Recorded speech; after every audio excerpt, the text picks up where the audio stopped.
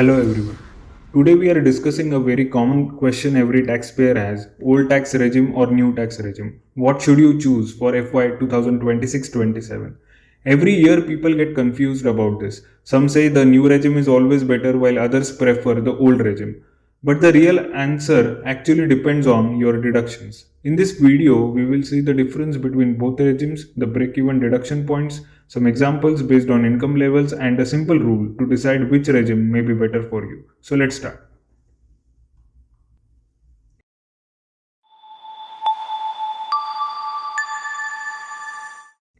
Which tax regime is better depends on how much deductions you actually have.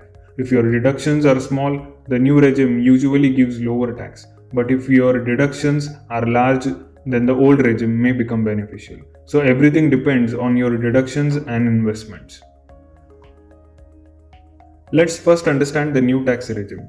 The main features here are lower tax rates, very limited deductions are allowed, and simpler tax system.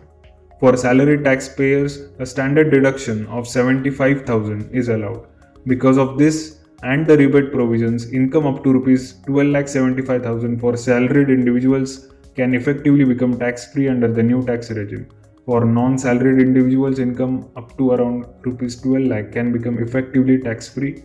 This is one of the main reasons why many taxpayers are shifting to the new regime. Now let's look at the old tax regime. Here the tax rates are higher, but many deductions are allowed. Some common deductions are Section 80C investments, HRA exemption, home loan interest, medical insurance, donations. Salaried taxpayers also get standard deduction of Rs 50,000. Because of these deductions, taxable income can reduce significantly. But the benefit depends on how large your deductions are. Now let's come to the most important part, the break-even point. This means the minimum deductions required for the old regime to compete with the new regime. For example, if your income is 13 lakh, you need deductions of around 4.9 lakh. If your income is 15 lakh, you need deductions of around 5.4 lakh. If your income increases further, the required deductions also increase. So the higher your income, the more deductions are required for the old regime to remain beneficial. If your deductions are below these levels, then usually the new regime gives lower taxes. Let us understand this with some examples. If someone earns Rs 13 lakh and has deductions of around 2 lakh, then the new tax regime will generally be better. If someone earns Rs 15 lakh but has deductions of around 5.5 lakh, then the old regime may save tax. If income is Rs 17 lakh and the deductions are only around 3 to 4 lakh, then the new regime will usually be beneficial. And if income is around 20 lakh, deductions of almost Rs 7 lakh or more may be required for the old regime to compete.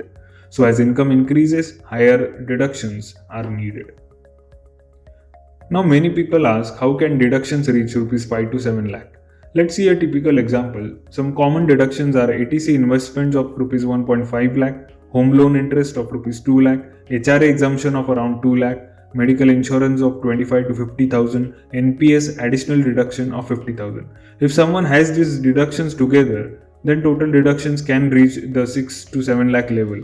In such cases, the old regime may become beneficial. But if someone has 80C investments of 1.5 lakh only and maybe some insurance deductions, then the new tax regime will usually be better.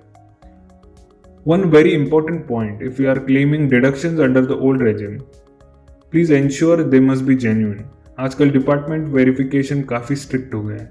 Some risky claims include fake political donations, incorrect deduction claims, non-genuine HRA claims. For example, some people show rent paid to relatives without actual payment. Rent paid to parents can be allowed, but it must be genuine and properly documented. If deductions are not genuine, they may be disallowed during scrutiny. So always remember, tax planning is allowed.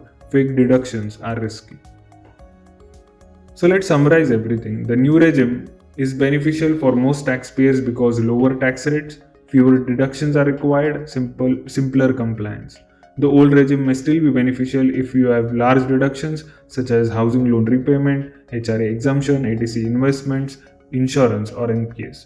A simple rule you can remember: if your deductions are below 3 lakh, then the new regime will usually be better. If your deductions are above 5 to 6 lakh, you should compare both regimes carefully.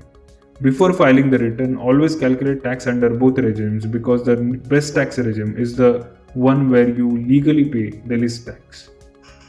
If you found this useful, feel free to share it with someone who is confused about tax regimes. Thank you for watching.